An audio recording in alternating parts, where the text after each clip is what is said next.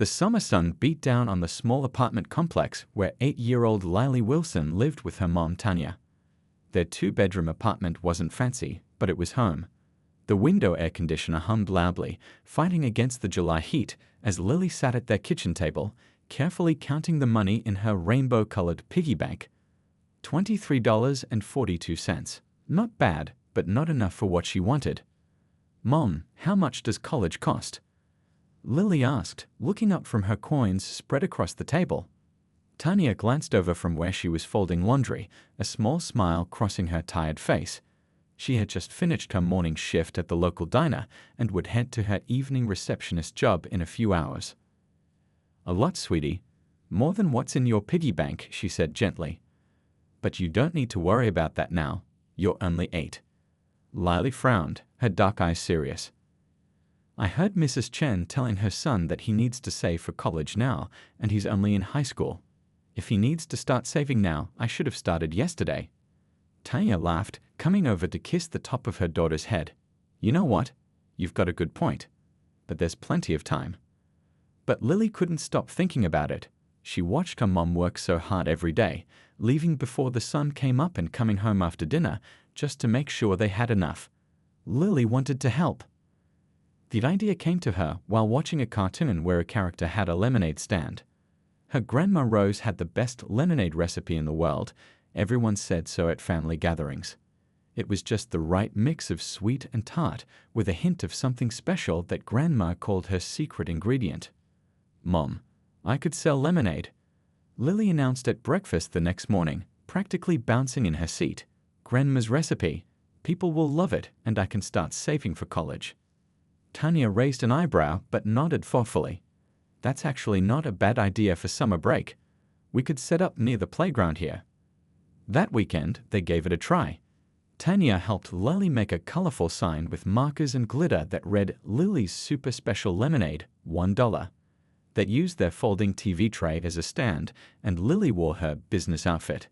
A blue button-up shirt that used to be her mom's, with the sleeves rolled up many times. The first day was slow. A few neighbors stopped by, some giving extra just because you're so cute. By Sunday afternoon, word had spread around the apartment complex, and Lily made almost $30. "This is amazing, Mom," Lily exclaimed as they packed up. "But I was thinking, if we made this much here, imagine what we could make in a fancy neighborhood, like Oak Ridge." Tanya hesitated. "Oak Ridge?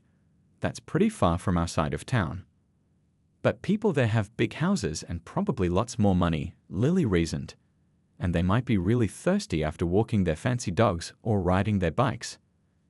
Tanya knew what her daughter wasn't saying.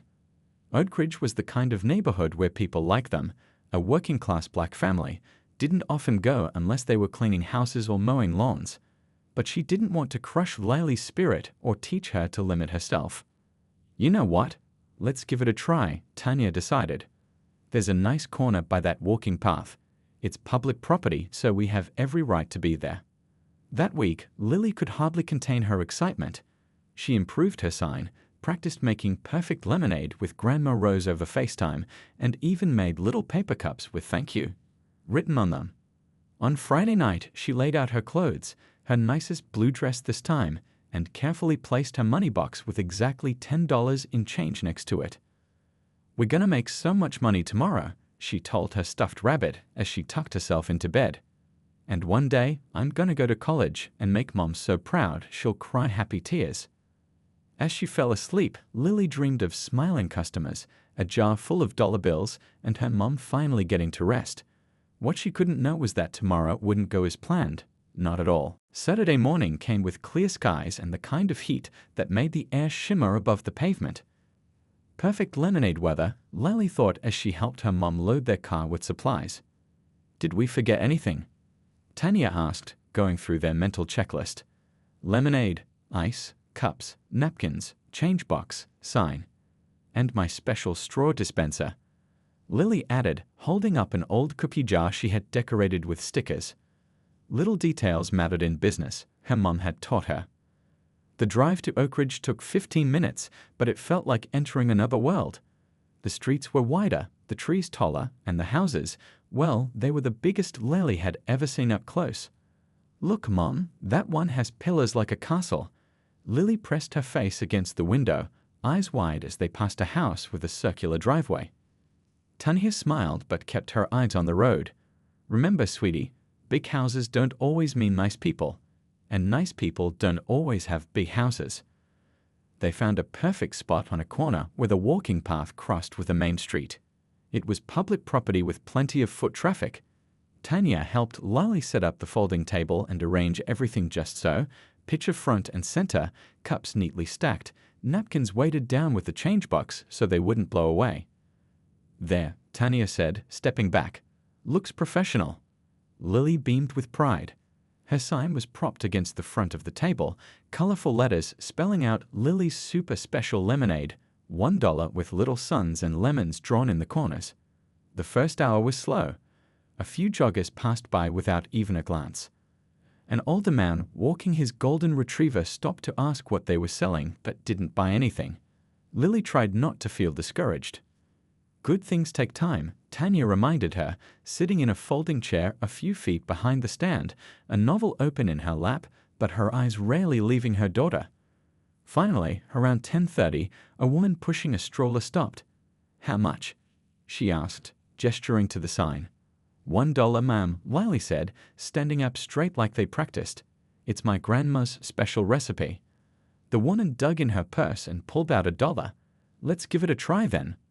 Lily carefully poured a cup, making sure not to spill a drop, and handed it over with a napkin. The woman took a sip and raised her eyebrows. This is actually really good, not too sweet. She took another sip. Good job, honey. Lily practically glowed. Thank you.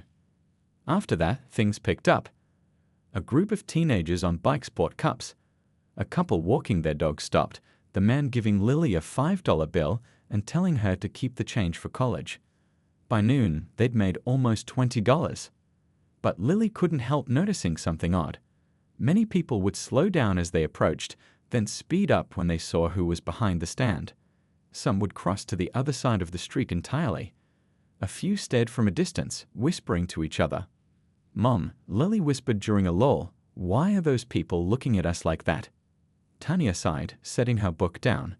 Some people aren't used to seeing folks like us in this neighborhood unless we're working in their houses. But we are working, Lily said, confused. We're selling lemonade. I know, baby. Just focus on the nice customers, okay? As the day went on, Lily noticed a woman in a large house across the street.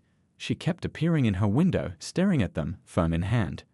She never smiled or waved, just watched with narrow eyes before letting her curtain fall back.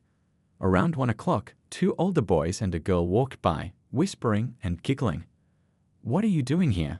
One of the boys finally asked, looking from Lily to Tanya and back again. Selling lemonade, Lily answered simply. Want some? It's really good. The girl tugged at the boy's sleeve. Come on, let's go, she muttered. My mom says people from the south side shouldn't be hanging around here, the boy said loudly as they walked away. It makes everyone uncomfortable. Lily felt her cheeks burn. She looked at her mom, who was pretending not to have heard. Do you want to go home? Tanya asked softly. Lily squared her shoulders and shook her head. No way. We still have plenty of lemonade and I'm gonna sell it all. Just then, a police car turned the corner and cruised slowly toward them. It pulled to the curb about 20 feet away and parked. Lily felt a strange flutter in her stomach. Mom, she whispered, why is that police officer watching us? Inside her large 2-story house with perfect white trim, Nancy Winters peered through her living room curtains for the 5th time that hour. The lemonade stand had been there for over 2 hours now, and it bothered her more with each passing minute. They don't belong here, she muttered to herself, tapping her manicured nails against her cell phone. She wasn't the type to confront people directly. That would be unpleasant and possibly make her look bad to the neighbors. But she knew how to get what she wanted. Nancy had lived in Oak Ridge for 16 years. She was on 3 neighborhood committees and had the personal cell number of Police Chief Roberts. She didn't need to call 911 for something like this. That would be excessive. Instead, she called the non-emergency line.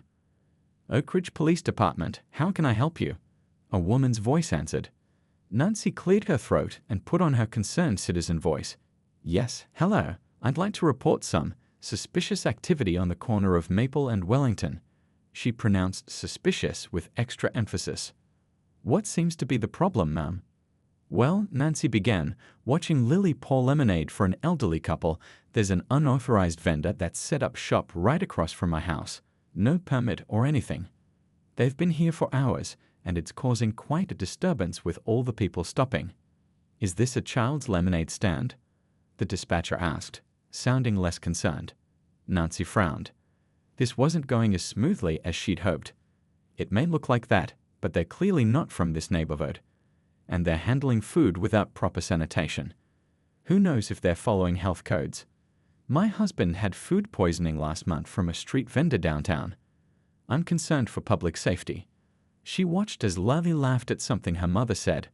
Plus, it's clearly bringing down property values. We have standards in Oak Ridge. The dispatcher was quiet for a moment. Ma'am, is this stand blocking traffic or causing any actual problems? You don't understand. Nancy's voice hardened. These people came from outside our neighborhood to set up this operation. We have HOA rules against soliciting. If we let this slide, next thing you know, we'll have all kinds of people thinking they can just come here and do whatever they want. I see, the dispatcher said slowly. Nancy could practically hear the woman's reluctance. We'll send someone to check it out, but lemonade stands typically aren't a high priority.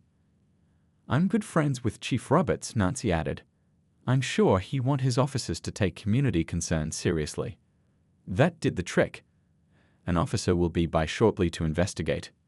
Nancy hung up, feeling satisfied as she watched Lily and her mother from behind the safety of her curtains. It wasn't that she had anything against them personally. She just believed in order and rules and proper procedures. People needed to stay where they belonged. It was better for everyone that way. Outside, Officer Peter Reynolds was having a bad day. His shift had started with a fender bender that took 2 hours to sort out because both drivers insisted they had the right of way. Then his lunch break got cut short by a shoplifting call that turned out to be a misunderstanding. Now he was being sent to check on a lemonade stand because some rich lady couldn't mind her own business. He parked his patrol car near the corner and observed the setup for a moment. The stand looked neat and organized. The little girl was smiling as she served customers, her mother sitting nearby reading a book. Nothing seemed out of order. But orders were orders and someone had complained. He'd check it out, tell them they technically needed a permit, but he'd let it slide and be on his way. 5 minutes tops. As Officer Reynolds got out of his car, his radio crackled. His supervisor's voice came through. Reynolds, got a sec? He paused with the door half open. Go ahead. That call you're on about the unauthorized vendor. Just got a call from the chief asking for an update. Apparently, the complainant is friends with him. Reynolds frowned. It's just a kid's lemonade stand. Yeah, well, someone upstairs is interested. Make sure you handle it by the book. Copy that, Reynolds replied, his mood darkening further. Politics, always politics. He closed his car door with more force than necessary and adjusted his belt as he approached the stand. The little girl looked up at him with wide eyes, her smile faltering slightly. Hello, officer, she said, trying to sound cheerful though her voice wavered a bit. Would you like some lemonade? It's my grandma's special recipe. Her mother had put down her book and was now standing, her expression guarded but polite. Good afternoon, officer. Is there something we can help you with? Reynolds felt a knot forming in his stomach. This wasn't how he wanted to spend his afternoon. But orders were orders, and now the chief was involved. Ma'am, I've received a complaint about this stand operating without proper authorization, he said, his voice taking on the formal tone he used for official business. I need to ask you a few questions. Behind them, Nancy Winters watched from her window, phone still in hand, ready to make another call if necessary. She nodded to herself. This was for the best. Rules existed for a reason, and it was time these people learned that they couldn't just come into Oak Ridge and do as they pleased. Tanya stepped forward, positioning herself slightly in front of Lily. She kept her voice calm and respectful, though her heart was racing. Officer, is there a problem? She asked. We're just selling lemonade. Officer Reynolds took out a small notepad, more for show than necessity. Ma'am, we've received complaints about an unauthorized business operation. Do you have a permit for this? Tanya blinked in surprise.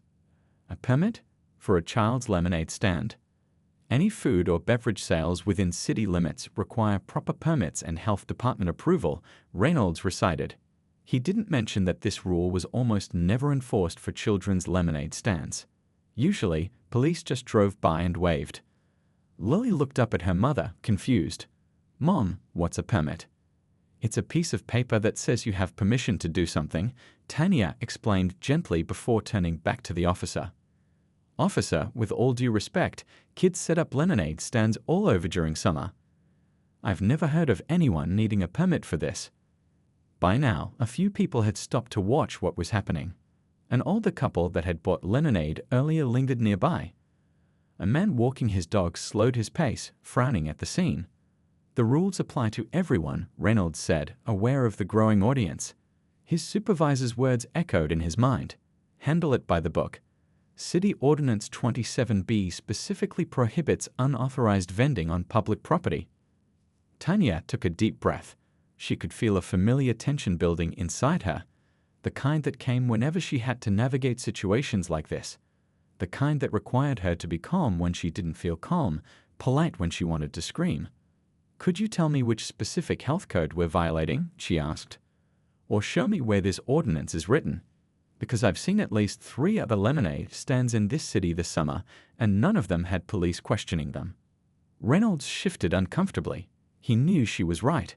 Just last weekend, he bought lemonade from his neighbor's kids without a second thought about permits. "Ma'am, I'm just responding to a complaint," he said, his voice hardening slightly. "Someone in the neighborhood reported concerns." Lily's eyes widened as she glanced toward the house across the street, where Nancy was now standing on her porch, arms crossed, watching the scene unfold. "Mom," she whispered, tugging at Tanya's shirt, "it's that lady who kept staring at us." Tanya nodded slightly but kept her focus on the officer. "So if a different neighbor called about a different lemonade stand run by different children, would you be giving them the same hard time?" Reynolds bristled at the implication. "I'm just doing my job, ma'am." "And we're just selling lemonade," Tanya countered. "My daughter is trying to save for college. She's not bothering anyone." By now, more neighbors had gathered. Some whispered to each other while others took out their phones, recording the interaction. Reynolds felt sweat beading on his forehead that had nothing to do with the summer heat. "Mom, are we in trouble?" Lily asked, her voice small. "No, baby. We're not doing anything wrong," Tanya assured her, though her eyes never left the officer. This was getting out of hand. Reynolds knew he should just issue a warning and leave, but now he had an audience, and his pride was getting tangled up in his duty. Plus, the woman's questions about selective enforcement made him defensive. "I'm going to need to see some ID," he said to Tanya. "For what reason?" she asked. "Am I being detained for something?" That word, detained, shifted something in Reynolds.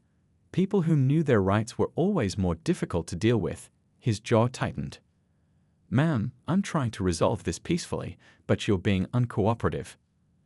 An older man from the crowd stepped forward. "Officer, this seems excessive for a child's lemonade stand. Why not just let them be?" Reynolds turned to the man. "Sir, please step back. This doesn't concern you." "Actually, I think it concerns all of us," the man replied, gesturing to the gathering crowd. "What kind of community calls the police on a little girl selling lemonade?" More murmurs of agreement rippled through the onlookers. Someone said, "This isn't right," loud enough for everyone to hear. Reynolds felt the situation slipping out of his control. He'd been on the force for 12 years and knew how quickly public sentiment could turn against an officer. But he also knew what happened to officers who didn't follow orders or who backed down too easily. He turned back to Tanya. "Final warning. Please pack up this stand now, or I'll have to take further action." Tanya stood her ground. "What further action? Are you going to arrest us for selling lemonade? Is that really how you want this to go, officer?"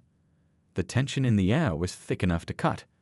Lily looked from her mother to the officer and back again, her earlier excitement now completely replaced by fear. Nancy watched from her porch, a mixture of satisfaction and unease on her face. This was more drama than she'd bargained for, but at least they were being dealt with. Rules were rules after all. Reynolds reached for his radio, his face set in grim determination. What happened next would change everything for everyone involved. Dispatch, this is Officer Reynolds. I'm dealing with an uncooperative vendor at Maple and Wellington, requesting backup. His words humming the hot summer air like a threat. Lily's eyes filled with tears. Mom? Her voice trembled. Tanya knelt down beside her daughter, trying to stay calm for Lily's sake. It's going to be okay, baby. We haven't done anything wrong. But her own heart was pounding. She'd seen how these situations could spiral out of control, had warned her daughter about the extra care they sometimes had to take in certain neighborhoods. But she never thought selling lemonade would lead to this. The crowd had grown to about 15 people now. Some had their phones out, recording everything. A woman with gray hair stepped forward. I've lived in this neighborhood for 30 years, she announced, and my grandkids had a lemonade stand on this very corner last month. Nobody called the police on them. Officer Reynolds ignored her. Ma'am, he said to Tanya, I need you to pack up now. And if we don't? Tanya asked quietly. Are you really going to arrest us for this? Reynolds felt trapped. If he backed down now, in front of all these people with their cameras, he'd look weak. His supervisor would hear about it. The chief, who apparently knew the complainant, would hear about it. But if he escalated things? A second police car pulled up to the curb. Officer Bennett, a younger cop who'd only been on the force for 2 years, got out and assessed the scene with confusion. He approached Reynolds. What's the situation? Bennett asked under his breath. Unauthorized vending. They're being difficult about moving along, Reynolds replied just as quietly. Bennett glanced at the little girl, the pitcher of lemonade, and the gathering crowd. His forehead wrinkled. This is about a kid's lemonade stand. Reynolds gave him a sharp look. Just follow my lead. He turned back to Tanya. This is your final warning. Pack up now or face the consequences. Tanya stood firm. Officer, we have every right to be here. This is public property and we're not causing any trouble. You're making something out of nothing. Nancy, still watching from her porch, walked down her driveway to get closer. Those people don't even live in this neighborhood, she called out. They're just here causing problems. Those people?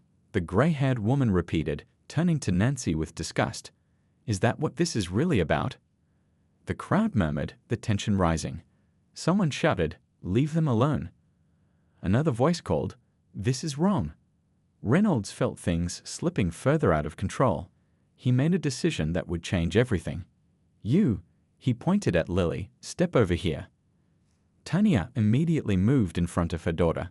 What are you doing? She's 8 years old. Mom, I'm scared, Lily whispered, gripping her mother's hand. Since you're refusing to comply, I'm shutting down this operation, Reynolds announced. He reached for the small cash box on the table. Don't touch that, Tanya said sharply. That's our property. As she moved to protect the cash box, Reynolds grabbed her arm. Step back, Mom. The crowd reacted instantly, voices rising in anger and shock. Let her go. What are you doing? She's not resisting. Bennett looked increasingly uncomfortable. Reynolds, maybe we should. But Reynolds was past the point of reason now. He felt challenged, disrespected, and exposed. Young lady, he said to Lily, you're operating an illegal business. I need you to come with me. Tanya's eyes widened in disbelief. You cannot be serious. Lily began to cry in earnest now, big teardrops rolling down her cheeks. I don't want to go with him, Mom. You aren't taking my daughter anywhere, Tanya said, her voice dangerously quiet. The crowd surged closer. Phones recorded every word, every movement. Step back. Reynolds ordered the crowd. All of you step back now. In that moment of chaos, with everyone shouting and moving, Reynolds made a decision that would haunt him for years to come. He pulled out a pair of small restraints, special cuffs designed for juveniles that the department had recently added to their equipment. Since you refuse to comply with a lawful order, he said, his voice carrying over the noise of the crowd, I am placing you under arrest for illegal vending and obstruction. The crowd fell momentarily silent in shock. Are you arresting an 8-year-old girl for selling lemonade? Someone finally asked, breaking the silence. This is insane. Another voice shouted. Tanya stepped between Reynolds and her daughter. "Over my dead body," she said. Bennett finally found his voice. "Reynolds, this is too much. She's just a kid." But Reynolds was too foreign now to back down. In his mind, this had become about authority, about order, about making sure his commands were followed. "Ma'am, step aside or you'll be arrested for interfering with police business," he threatened. The crowd was recording everything, voices rising in protest. Nancy had retreated back to her porch, looking shocked at how quickly things had escalated. Lily stood frozen in fear, still clutching her mother's hand, tears streaming down her face. It was a moment balanced on a knife's edge. A moment that would soon explode across social media, divide a community, and force a reckoning about race power and what it meant to protect and serve. By nightfall, the video was everywhere. Someone had started a hashtag #LemonAdJustice. It spread like wildfire across social media, jumping from local groups to national feeds in hours. The footage showed everything.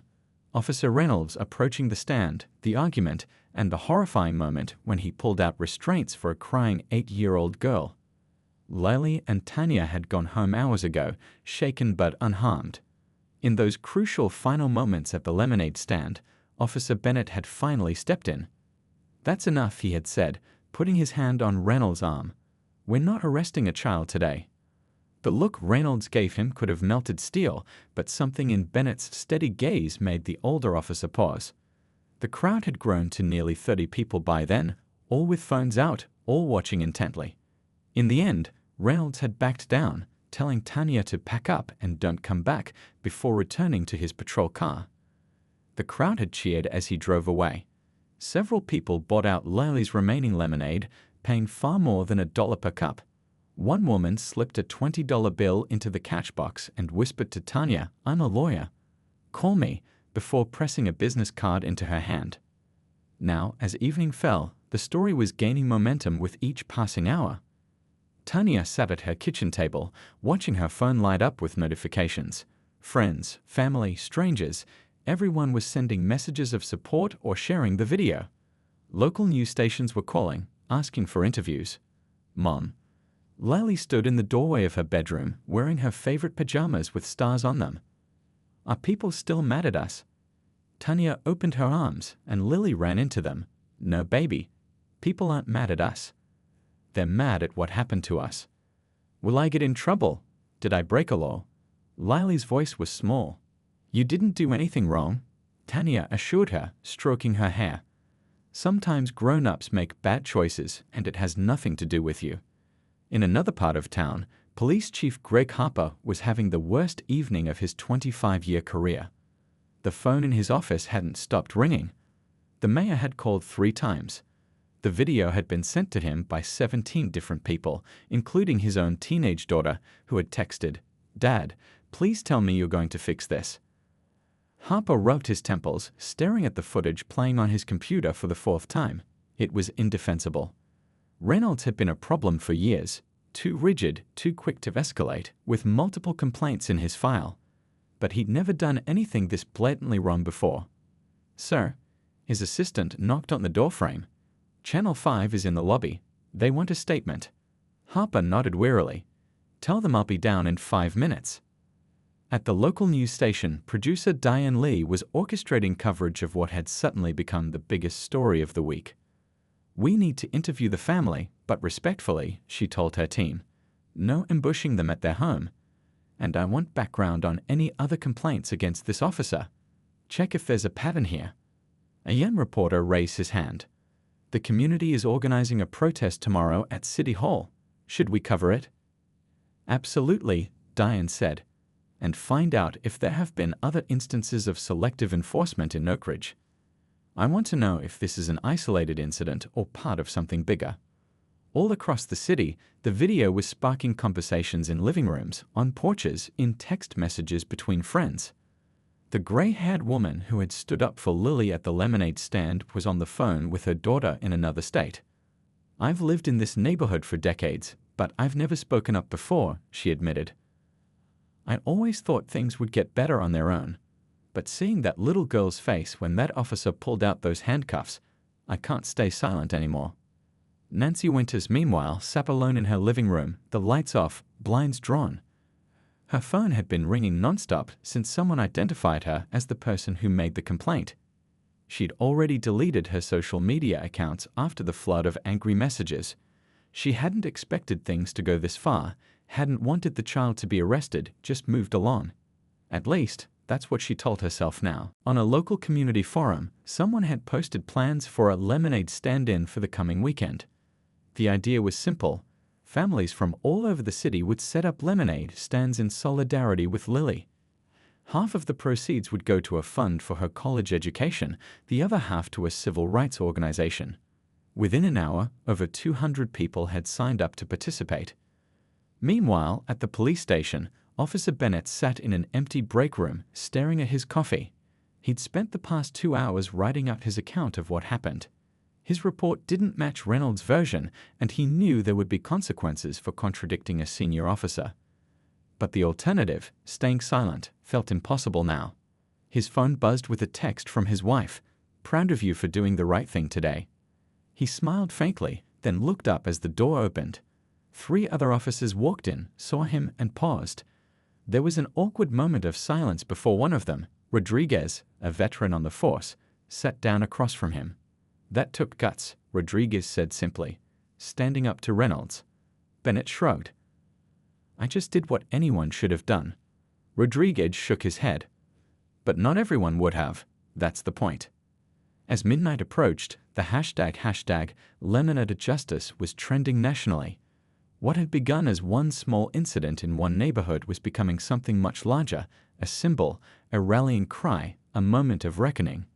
And at the center of it all was Lily, who had finally fallen asleep clutching her stuffed rabbit, dreaming not of police officers or angry neighbors, but of the college she would someday attend, thanks to her lemonade stand that had unknowingly changed a community forever. The Saturday morning sun shone bright and warm, not a cloud in the sky. Perfect lemonade weather, just like the weekend before. But this Saturday was different. Lily stood beside her mother in City Hall Park, surrounded by people. Not just a few curious neighbors, but hundreds. They filled the grassy area with folding tables and homemade signs. Children of all ages, parents, grandparents, college students. A rainbow of faces from every part of town. "I can't believe all these people came because of me," Lily whispered, squeezing her mom's hand. Tanya smiled, though her eyes were misty. "Not just because of you, honey, because what happened to you wasn't right, and sometimes it takes one brave person to help everyone else find their courage." The week had been a whirlwind. Monday morning, Police Chief Harper had held a press conference, standing stiff and uncomfortable before a wall of cameras. "What happened last Saturday does not reflect the values of our police department or our community," he'd said, reading from a prepared statement. "Officer Reynolds has been placed on administrative leave pending a full investigation. We are also reviewing our policies regarding enforcement of city ordinances, particularly as they relate to children's activities." He'd called Tanya personally afterward, offering an apology that sounded genuine, if awkward. "My own kids had lemonade stands," he admitted. "I never imagined something like this could happen." Tuesday, the mayor announced the formation of a community task force to examine policing practices and bias training. The city council unanimously passed an emergency resolution officially exempting children's lemonade stands from vending permit requirements. By Wednesday, national news outlets had picked up the story. Tanya had agreed to one interview, carefully selecting a reporter known for her thoughtful coverage. Lily sat beside her mother, answering a few simple questions with shy dignity. "I just wanted to say for college," she'd said, her voice small but clear. "I didn't know it was wrong." "It wasn't wrong, sweetheart," the reporter had assured her gently. "That's why everyone is so upset about what happened." Thursday, Officer Reynolds released a statement through his lawyer, claiming his actions had been misinterpreted and that he had only been following protocol. The statement rang hollow against the video evidence, and social media quickly filled with people sharing their own stories of encounters with him. Friday morning, something unexpected happened. Nancy Winters appeared at Tanya's door, pale and nervous, clutching her purse with white knuckles. "I'd like to apologize to you and your daughter," she'd said, unable to meet Tanya's eyes. "I never intended. I didn't think." Tanya had studied her for a long moment before nodding. Thank you for coming in person. Would you like to come in? The two women had talked for nearly an hour. Not friends, not quite understanding each other fully, but at least acknowledging the humanity they shared. Small steps. Now, Saturday had arrived, and with it, the lemonade stand-in that had started as a simple social media post and grown into something much bigger. Lily's table was set up in the center of the park, her colorful sign now professionally printed thanks to a local business that had offered to help. Other stands surrounded hers in concentric circles, each with their own handmade signs of support. Lemonade shouldn't come with handcuffs. Justice is sweet. Black kids' dreams matter too. Officer Bennett was there, not in uniform but in jeans and a t-shirt, helping a group of children set up their table. He'd stopped by Tanya's apartment the day before, apologizing for not stepping in sooner. "I'm going to be better," he promised. "We all need to be better."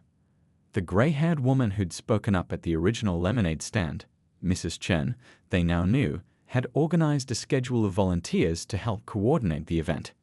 She moved through the crowd with clipboard in hand, checking that everyone had what they needed.